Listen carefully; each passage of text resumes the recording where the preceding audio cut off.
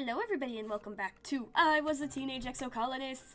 It is time for another episode, but before we start, thank you very much for 1,000 subscribers. It's crazy. I can't believe it. I literally have no idea what to do because I never thought I would make it this far, honestly.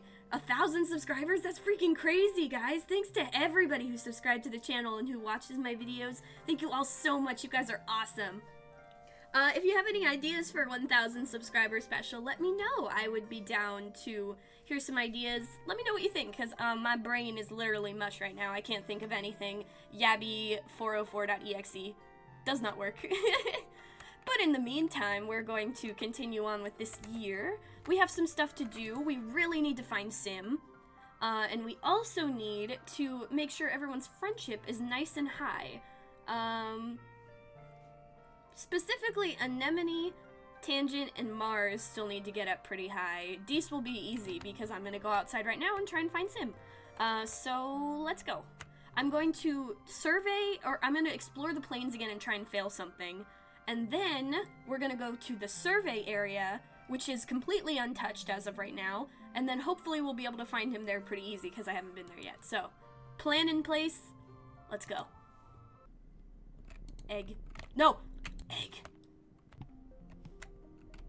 Egg. Unfortunately, there was no sign of Sim, but I know that we can probably find him in the survey area this month if I play my cards right. Well, not this month, this year. So let's go home. It is Virtunalia time. It's Virtunalia, times for speeches, games, and feasting. You take a seat with your family in the colony square, sneaking glances at the feast table.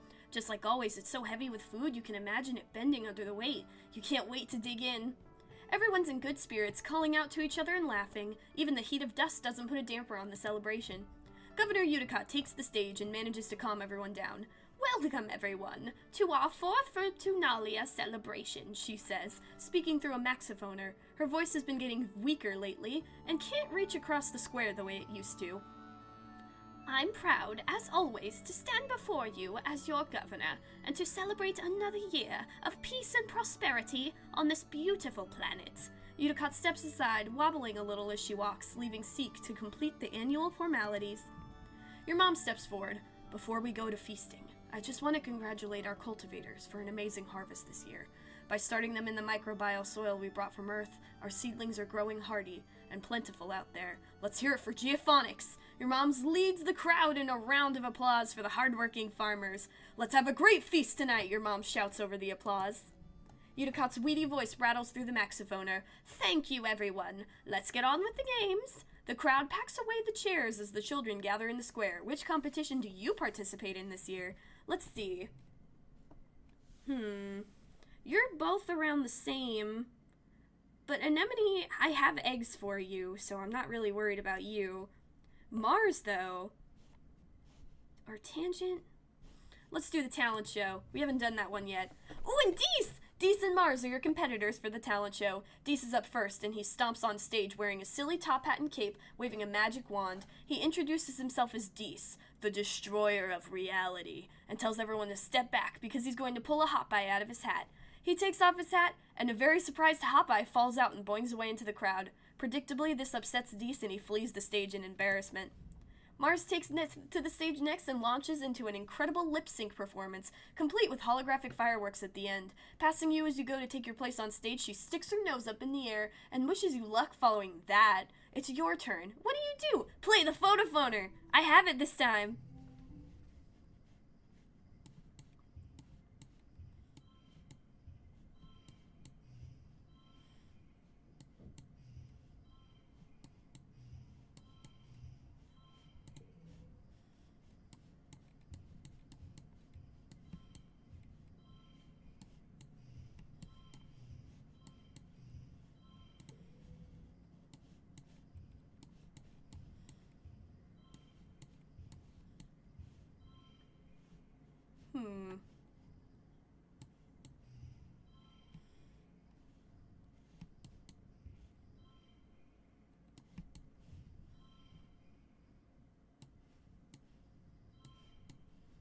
There we go.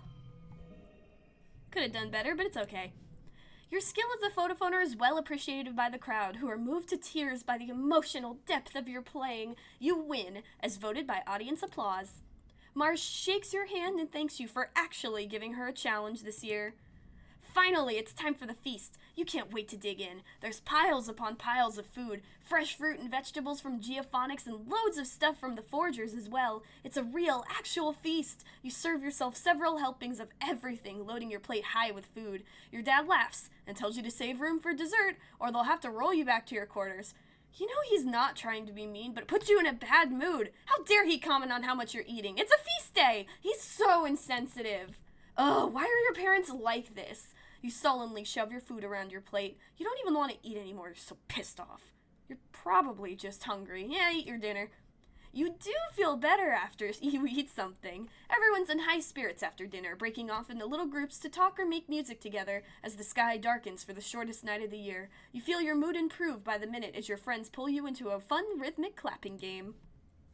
As your irritation fades, you wonder if this is what congruence meant when she warned you that your hormones would make you feel out of control sometimes. When you go back to your quarters to get ready for bed, your dad gives you a big hug. It's exactly what you needed. Thanks, Dad! Alright, I'm gonna go outside again after I talk to people. Nemi! I have egg. There you go. Good egg. Great egg. Delicious egg. Tammy! Did I ever forget to talk to you? Hello, Yabby! Tammy bounds over to you. I have a present for you. She presents you with a gift. It's wrapped in homemade wrapping paper, scribbled with hearts and flowers. Open it, she says, bouncing on her toes. You open the gift and pull out a handmade doll. Its lumpy, misshapen face gazes up at you from a patchy nest of yarn hair. It's a doll! Her name is Dolly, Tammy says proudly. I'm making them for all the kids I babysit. You told me once that your favorite toys are dolls, so I thought you might like one.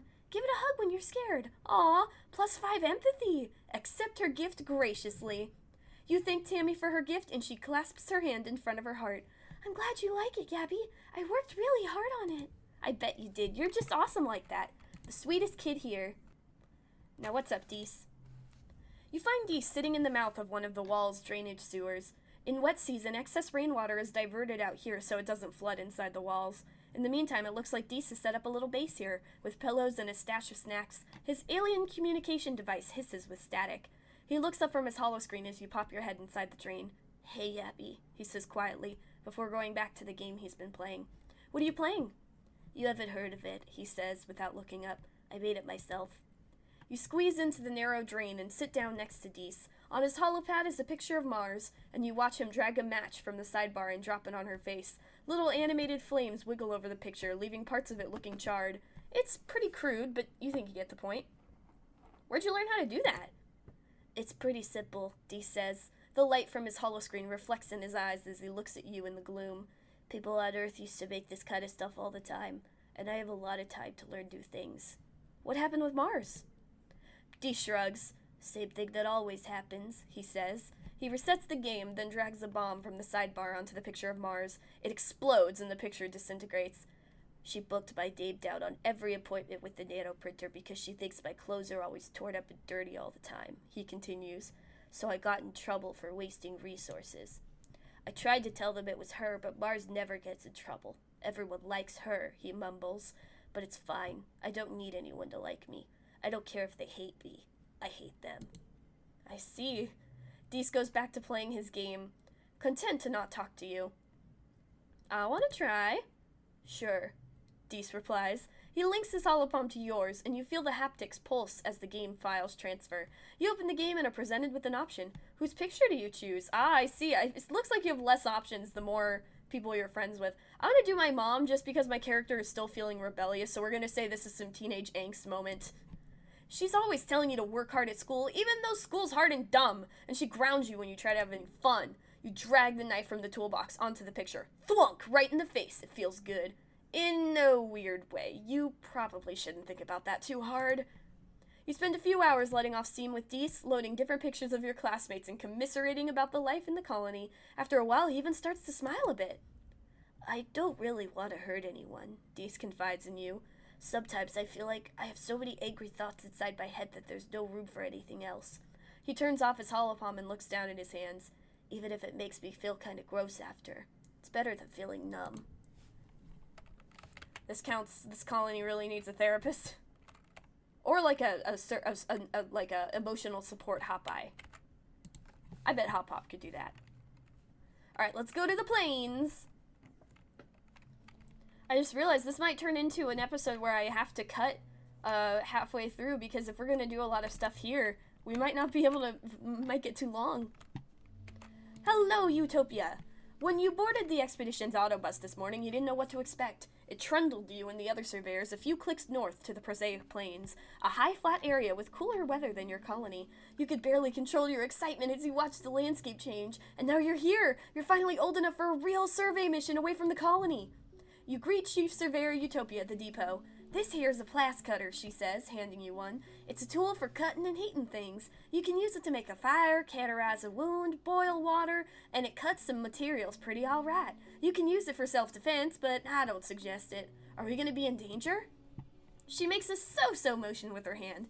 This is a quiet area, and what we're doing, we're not supposed to be in danger. We're just gonna be taking notes and pictures, keeping track of all the flora and fauna we see.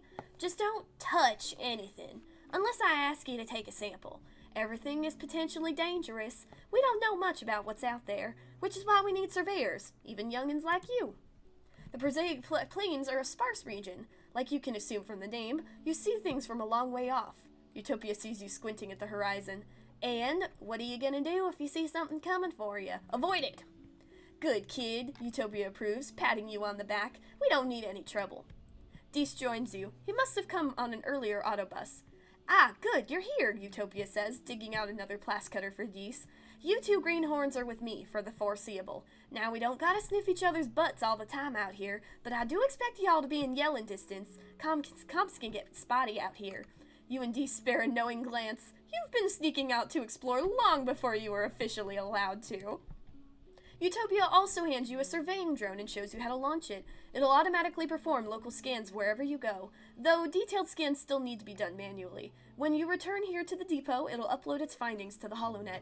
Your job is to cover ground, see what's out there, and so long as it isn't dangerous, record it. She slaps you on the back. All right, team, don't get yourselves killed out there, okay? I'll try my best.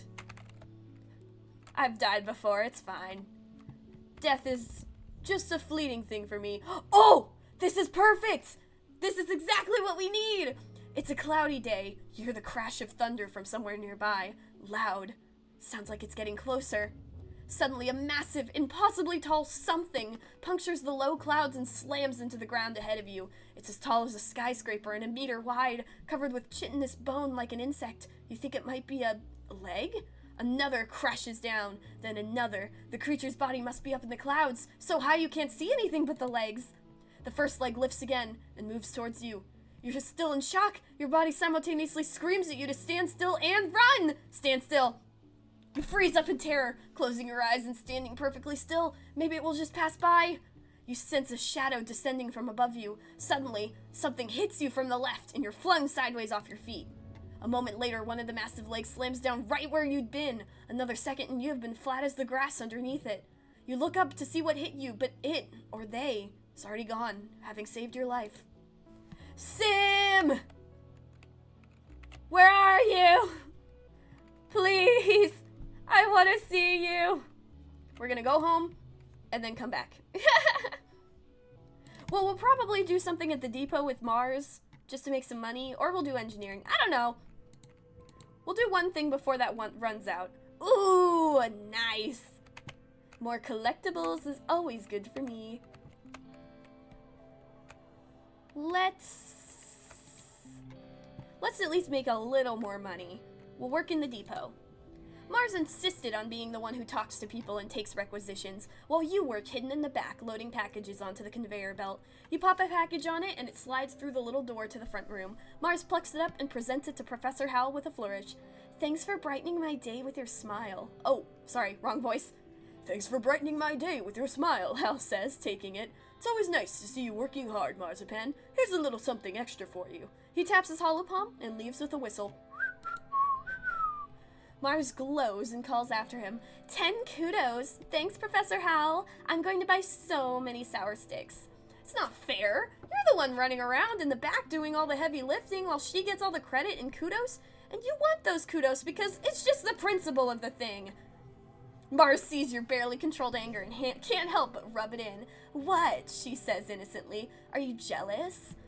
Convince her to split tips or convince her to alternate jobs? Let's do alternate jobs. You swallow your anger and calm yourself.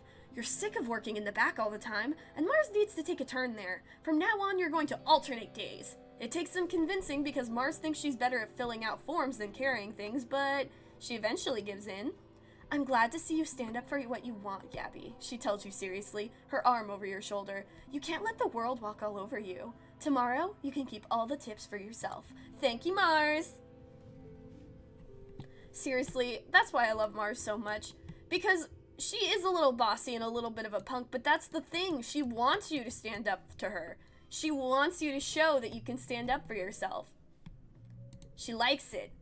She's cool like that. Oh, I could buy a cake. Let's buy that, and we will save it for a rainy day. Get it? It's wet. Sorry. We're not... I'm sorry. Egg. Egg. Egg. 1 second. Roots. What's up? You find Nemi in the sports ball bleachers, intently focused on her holopalm. She looks frustrated by whatever's on it. Ditch that, let's play sports ball. Nemi sighs. I can't, she replies. I don't know what to get Calm for his birthday, she grumbles. I have to top last year when I made a sports ball trophy and gave it to him. She turns off her holopalm. I'm just running out of ideas, you know? What kind of stuff does he like? Nemi shrugs. I don't know, cool stuff? Like sports ball? And defense squad stuff. She smiles and rubs her nose. He's the best brother. He always plays with me in the triplets, even if he's zonked from work. And he never gets mad and teases me when I get in trouble. He's just like... Nemi sits up straighter and squares her shoulders, imitating Calm. You know, Nemi, she says, lowering her voice, you have to play by the rules. Nemi picks up a blue scaled scab on her knee. I love him the most out of anyone here. I just want to get him something good. He'd appreciate something from the heart. Yeah, you're probably right, Nemi says. I just don't know what to want to get him a little kid gift, you know? Like how Mom taught us how to make stuff with macaroni and glue. She wrinkles her nose. Or how Tammy always gives people weird dolls. What's up with that? Hey! Don't say that. The problem is, I'm not good at that stuff, she complains. What can I do that's easy but still cool? I have a feeling if I say the friendship bracelet, you're gonna get mad at me, but I'm gonna say it anyway.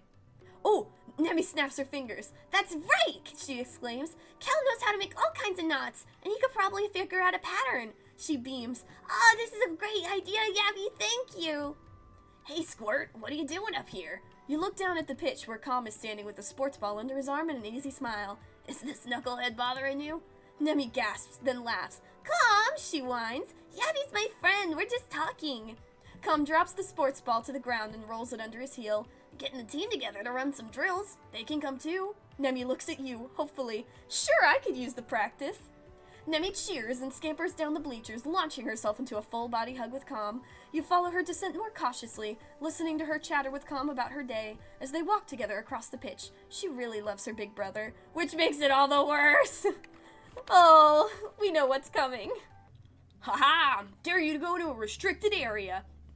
You dare Deese to explore the creepiest, darkest part of engineering, deep down where even Chief Engineer Instance never goes, under the recycling room where they say there are ghosts. You set the mood, then sneak around behind him, put your holopalm flashlight under your face, and shout, Boo! He rolls his eyes. Yabby, think about it. If there were ghosts on my spaceship, one of them would be my mom. Oh, yeah, you guess that would scare a normal person, but Deese still isn't scared of anything. Oh, Deese. 45, dang! Everyone's pretty much jumped. Tammy and Mars are the ones the lowest right now, so we'll want to pay more attention to them next year. Back to the plains. Sims. There's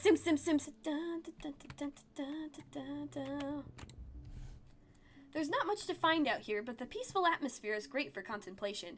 You find a particularly beautiful little plateau where you see the plains spread out before you like a picnic blanket, round lakes dotting the land like glimmering mirrors of sky. Deese is scouting further ahead. He was eager to find some adventure. I'm gonna stop to meditate. You focus on the sounds around you, on your breathing, on the feeling of your butt on the rock, and the slightly cool breeze on your face. It's very peaceful. You feel yourself relax as you become one with the planet. Nice. We'll give this flower to Tammy. Let's see. Drifts of spark snow make this area hard to pass through. Your feet keep sinking into it, and you have to work to get through them free with every step. The only way forward is through a The only way forward here is through The only way forward here is through an especially deep area. There we go. Plain sand. You make a snow buddy. Or at least you try. The tiny blue crystals don't pack together very well, and the stuff quickly melts just from the heat of your body. The acidic snow gives you a hot, scratchy rash between your fingers. You probably should have worn gloves. Don't tell me what to do. You appraise your lumpy snow buddy. Looks a little sad. Maybe it just needs some accessories? You with some twigs and grass and a weird kind of jelly you find seeping out of the ground, you give your buddy antlers and fur. You aren't sure what to call it, but you're proud all the same. A snantler.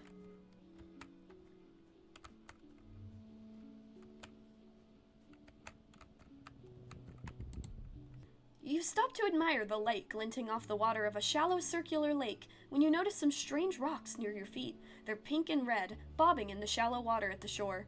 The rocks are flashing golden yellow. This one, then a pause, and then that one, the first one again. You thought it was reflected sunlight at first, but no, the rocks themselves are glowing. Bop it! Twist it! Pull it! Repeat the pattern. You play a memory game with them, touching the stones in the pattern they give you. You feel emotions coming from the rocks. Affection, interest, gratefulness. Somehow you understand. They like the contact. Are they creatures or rocks? Sometimes the line between the two can be blurry on Vertumna. They can't move, but learn about the world from creatures who pass by and touch them. Like the way animals rub to leave their scent. These rocks entice animals to play with them and leave information about the world. You get the sense they're excited for your new scent. To what end, you don't know. I love my rock friends. You almost bump into Deese. He's being so still and quiet, hunched over and looking down a little knoll. He shushes you and points. Don't scare them.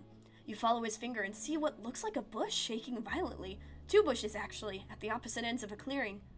They're bush bubs, he says, fighting over territory. You look more closely through your holoculars. Oh, those boulders are alive!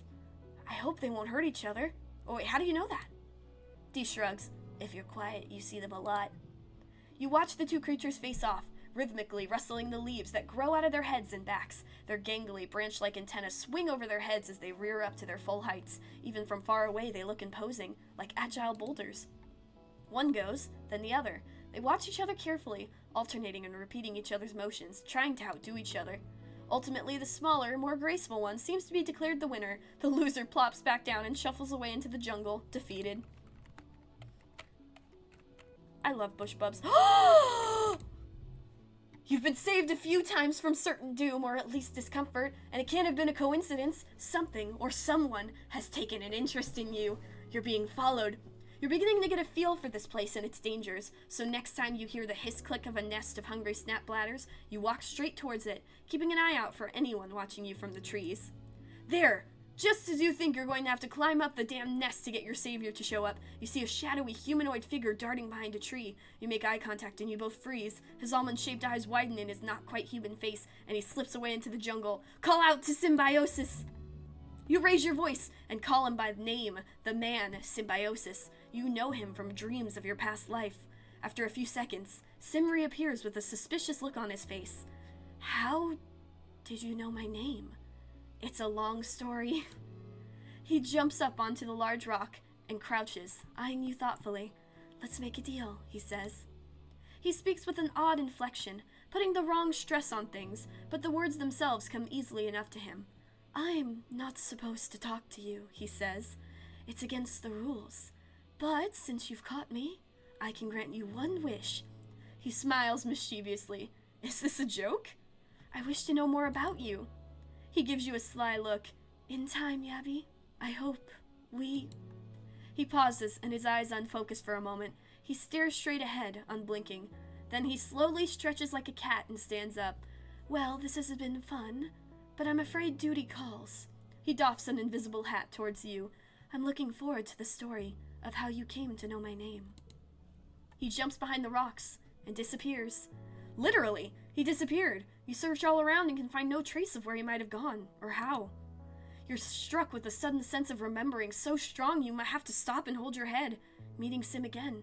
It's just like it was before. Sim! We found him! Don't you walk away from me, I want to talk to you, cutie! You're following an animal path through the underbrush when a change in ambient noise makes you stop your tracks and listen. Listen! You get the feeling you're not alone. By now you're used to the feeling of being watched. Sim, just take me to see the Overseer. Sim steps out casually from behind a rock, a quizzical look on his aquiline face. You know about my boss? He asks. How is this possible?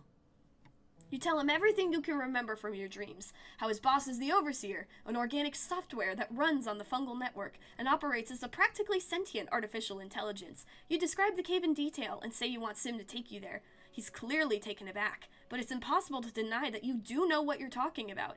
He agrees to take you to the Overseer. Still a little wary, Sim leads you through the forest. Though you know him to be quite quick-witted, he is unusually quiet until you arrive at the cave you remember from your dreams. He crouches down to slide into a hidden opening under the roots of a tree. You follow, feeling strangely as if you're crawling into the belly of some animal. You emerge into a cave filled with the hum of strange machinery. A bank of ancient-looking control panels and a crystal tank of glowing liquid seem almost to have grown out of natural rock. Mineral deposits from moisture trickling down the walls have reclaimed some of them. Sim leads you to the console. This is the array, he says, pressing what seems to be buttons. As you seem to already know, this body I wear is only a vessel. My consciousness is stored in the array. I return to it regularly, storing my body in the regeneration tank, while I back up what I've learned that day into the array. Physical forms are prone to injury and death, Sim says quietly.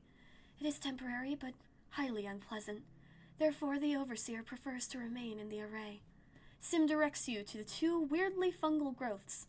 Please, take hold of these interface handles. You cautiously touch the handles and say, I'm with the Overseer. Bodies are icky. The fluids are the worst part. I can't stand when they leak. A strange presence speaks in your head. Oh yeah, you remember this part. You can feel the Overseer pause, and then a sensation in your mind that reminds you of someone clearing their throat. I am the Overseer, the voice continues.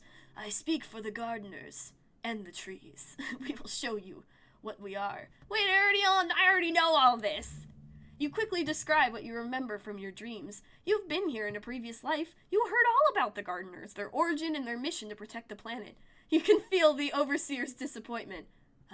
Well then, as you already know, most gardeners would prefer to stamp you humans out, like encroaching weeds, the Overseer says without malice. Indeed, we have tried, using ecologically compliant organic methods. We are impressed at your tenacity to withstand these eradication procedures. The yearly attacks, the famine, the pollen, not random natural occurrences at all, but gardener tactics to encourage the eradication of pests. But you have already seen, or is it dreamed, of this meeting, and convinced symbiosis to bring you to me. You are worthy of at least communicating with. You present us with a quandary. You come from the stars, refugees of a catastrophe of your own design, one that you were intent to recreate here, on a planet which still bears the scars of last time it was used so carelessly. So we ask, what are we to do with you?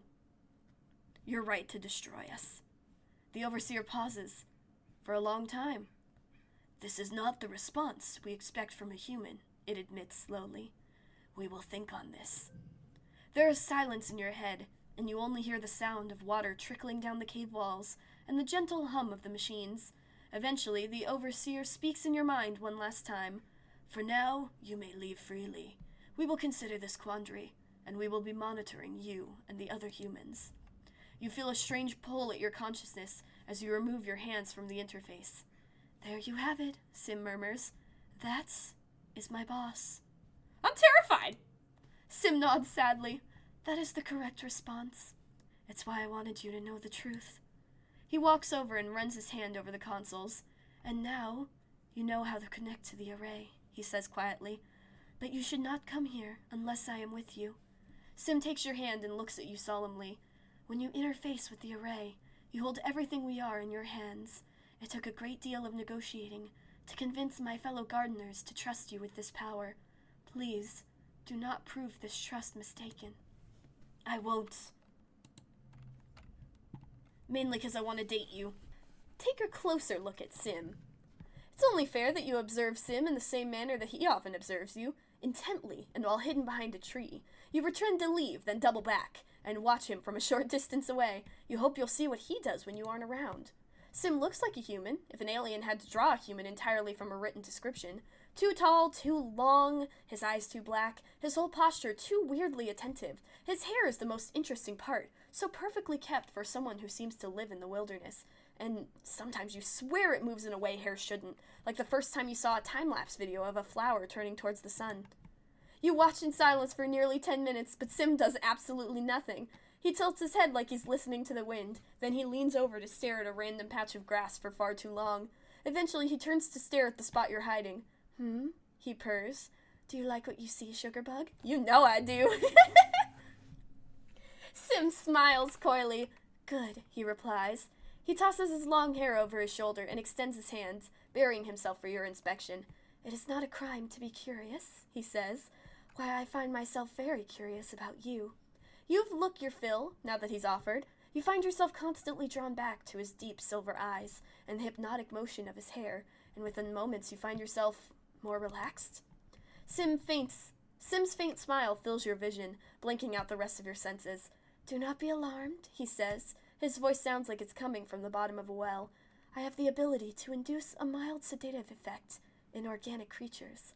I find it useful in reducing their cortisol levels, so that I may tend to them more easily. If you find it soothing, I would be happy to use it on you, at your request. You have to simply ask. Maybe I will one day. I wonder what he thinks about how humans react to dizzyweed, thinking about Cal and Rex in that one cutscene we saw where they're just giggling, surrounded by snacks. I wonder what Sim thinks of that.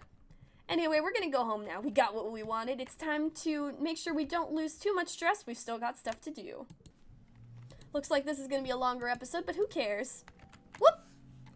You and Deese are sitting on the tailgate of one of the expedition vehicles, shelling bobber seeds with your teeth and spitting the hard bits on the ground. Now and then, one of you points out something funny a passing surveyor does, or spots something under the mesh trees. This is the easiest way to talk to Deese, by not talking at all. Deese has always been like this. Being isolated from the other kids has made him thoughtful. Out of everyone, you think Deese might understand about Sim and be able to keep the secret. Do you tell him? I trust him. You tell Deese that you saw something interesting when you were out on expedition. Deese perks up immediately, turning to look at you. Yeah? He asks. What? I met an alien, Deese? His jaw drops, and his face goes an interesting color. You're worried for a moment that he's going to be upset with you for teasing him, but... No way, Deese hisses, leaning in. But I met an alien too.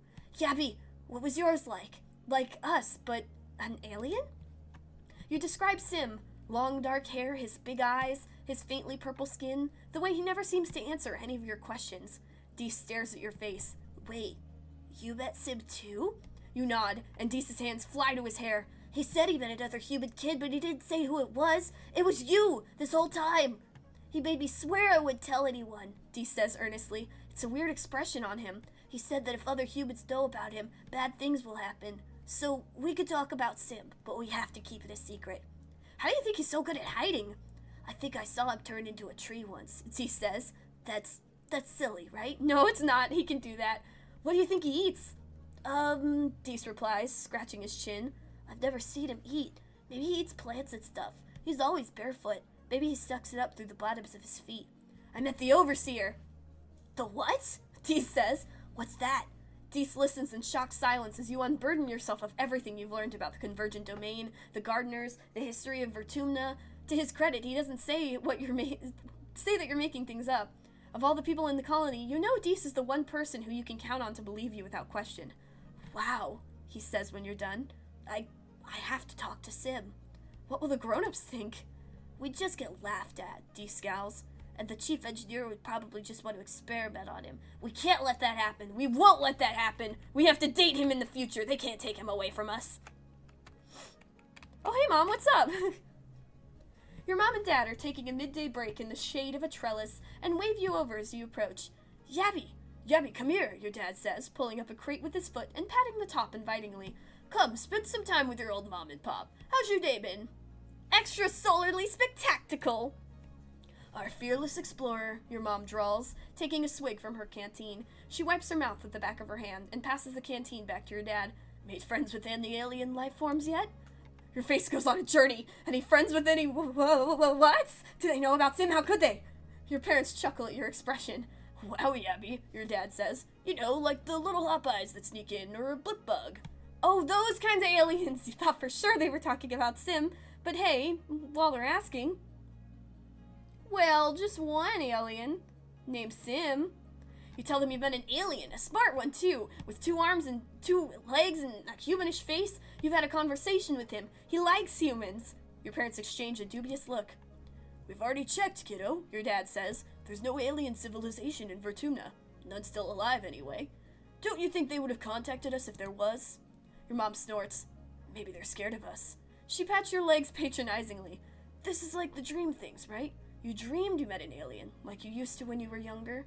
I know you've always had trouble telling your imagination from reality, but don't you think you're getting too old for these? Both of this is delusion, so I'm gonna be like, geez, just kidding. Your mom and dad laugh. Good one, Yabby. Your dad chuckles. You really had us going.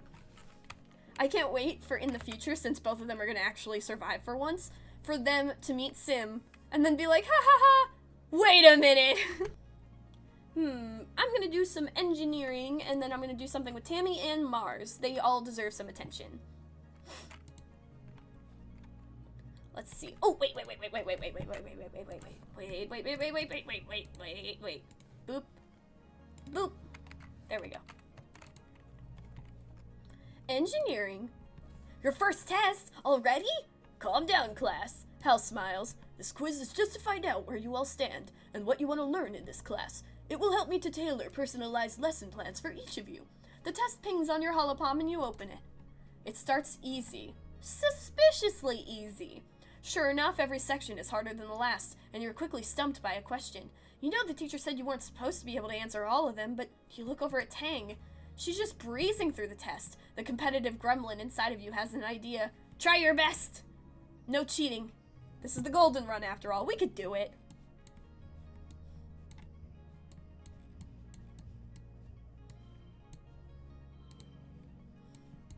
Plus, I just got that card, so that is very helpful.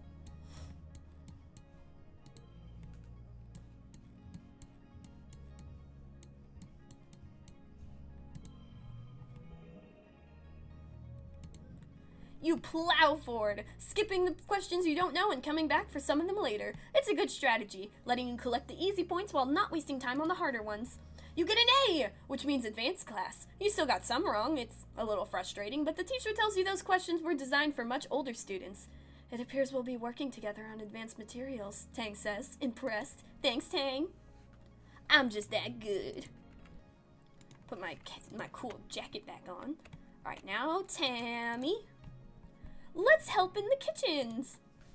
Back in space, cooking involved programming ration machines and putting dishes in the laser-matic dishwasher because water was too precious to clean dishes with. But now you're growing more real food and trying to figure out how to cook with it. The cafeteria kitchens are bright and full of good smells. There's always something baking or boiling or frying. You take a deep breath and just hold it in all of the deliciousness in your lungs.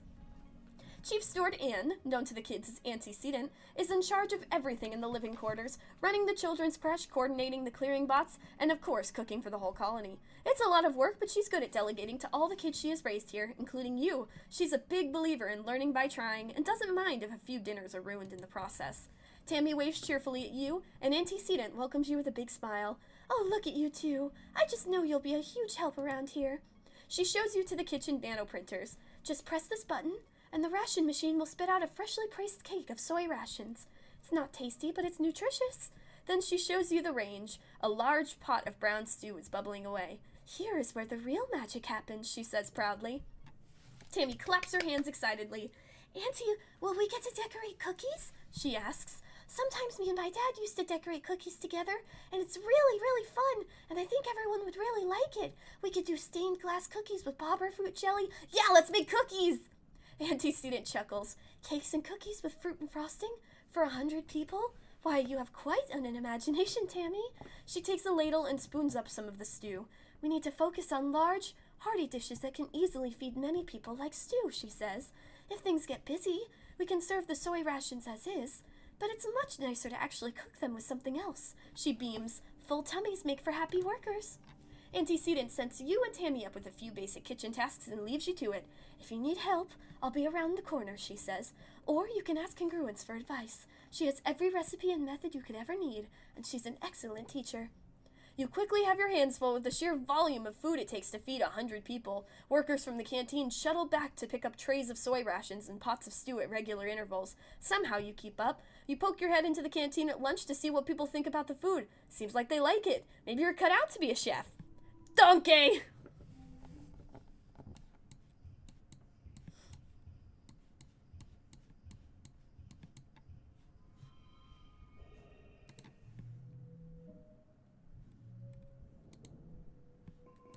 There we go. It's time for glow. I'm not sure what to do. I'll have to think about it. Gotta just do a quick peruse. Oh, Nemi, I can give you an egg. Egg!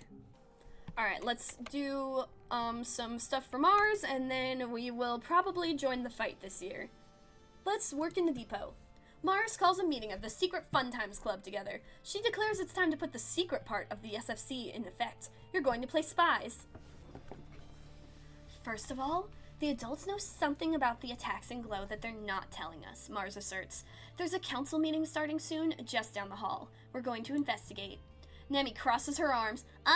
Not gonna do it, she says. I didn't sign up for any Get in Trouble club. It's insulting to think the adults are hiding information from us, Tang points out. If there's something dangerous out there, we should all know. Tammy wrings her hands, worried at the very idea. Yeah, Cal agrees. If something is making the animals attack us, maybe we can help figure it out. That way we don't have to hurt the animals. Tang rolls her eyes. I want to be a spy. Oh god, I forgot about that. Mars nods. Okay, whoever wants to come with me, follow me and stay quiet. You, Tang, and Cal join her. You, Tang, Cal, and Mars creep down the hall toward the council room. It's empty. Good. Mars pulls a small crystal object out of her pocket and shows it to you. Sort of resembles your holopalm. She whispers, it's a 3D camera, like the kind they used to record holovids. Yabi's going to hide it in the council room. Sweet, time to use my ninja skills. Just make sure nobody sees you, Mars says, and drops the crystal into your palm. Mars nudges you forward, and then the three of them giggle and scurry back into the club room. You're on your own. Is it bad I can't imagine Tang giggling? I'm gonna pretend to be cleaning. You grab the static mop from a panel on the wall and vigorously wipe the floor as you enter the empty council room. Words. You grab a static mop from a panel in the wall and vigorously wipe the floors as you enter the empty council room. You work your way over to a potted antler fern and drop the crystal into the pot while pretending to dust it. Success! You casually make your way back out of the room and rejoin the others. Mars beams at you. Good work, Yabi. Now, shh, it's starting. The four of you watch the feed on the holopalm as the council members enter the room. They start with some formalities, not all that different from how Mars starts your club meetings. Antecedent gives the first report on domestic matters. We've almost finished construction on the next phase of the living area, she says. Other than that, we're doing well. Instance gives her report from engineering. We've researched the electrical bugs the children discovered have been chewing through the wiring, she says impassively. Even in great numbers, they provide far too little energy to make them a viable alternative energy source. However, power efficiency is up across the board due to our efforts in exterminating them. Nothing to report from geophonics, your mom says, clearing her throat. We're struggling with introducing earth vegetables to vertumnant soil, but early observations look promising. Our efforts to cultivate native plants are going well. Unicott gives your mother her full endorsement. Rhett gives the report from defense. We're working on a strategy for dealing with the next Xeno attack. Utopia cuts in. On that note, there's still the matter of our scanners picking up that broadcast, but only in glow season, she says, standing up and putting her hands on the table. It has to be connected to the attacks, somehow. We should investigate now. Unicott shakes her head. We need everyone in the colony during glow. It's dangerous to go recklessly off into the wilderness when the animals are so agitated. I won't be responsible for endangering more colonists, Udicott continues. If something is out there during glow, I want to try and investigate it when things are more calm. Utopia slams her fist on the table. If we don't investigate soon, we'll all be in danger, she shouts. We can't keep living like this. Red also stands up and points his finger at Utopia. I'll be the one responsible for telling the families of your explorer that they didn't make it back, not you. So I'll thank you not to make decisions regarding the security of the colony. The rest of the council erupts into angry voices and angry adults. Mars turns off the stream audio, leaving them to continue arguing silently, as you all stare quietly at each other. I can't believe they're arguing at a time like this, Mars mutters, clenching her fist. They don't know what to do at all. They just tell us what to do. She makes a noise of frustration. Udicott is way out of touch with what really matters. She's like a crone, and everyone is just her cronies.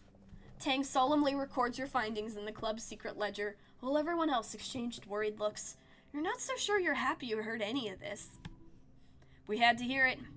We already know too much, might as well know a little more.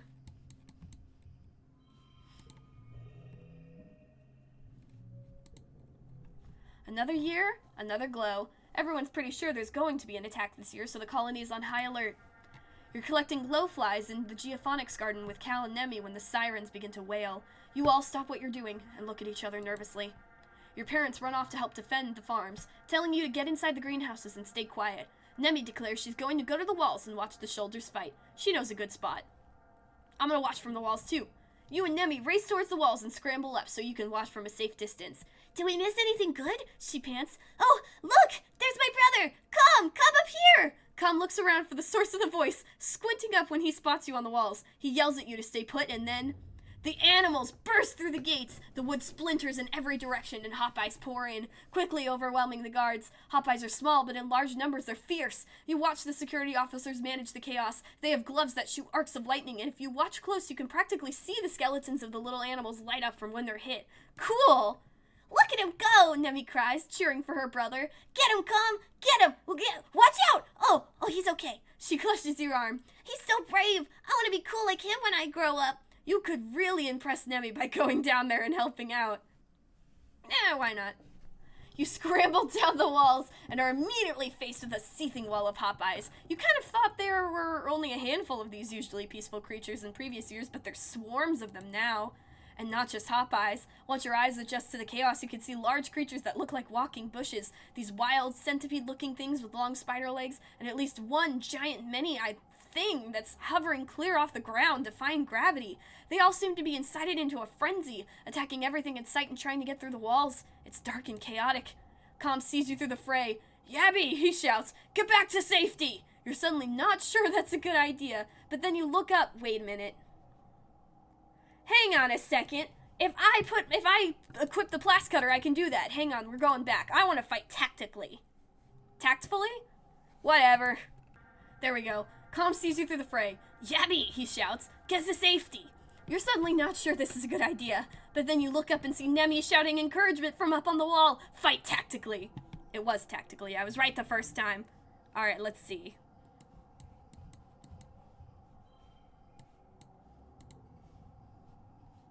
Have I ever done this one before? I can't remember.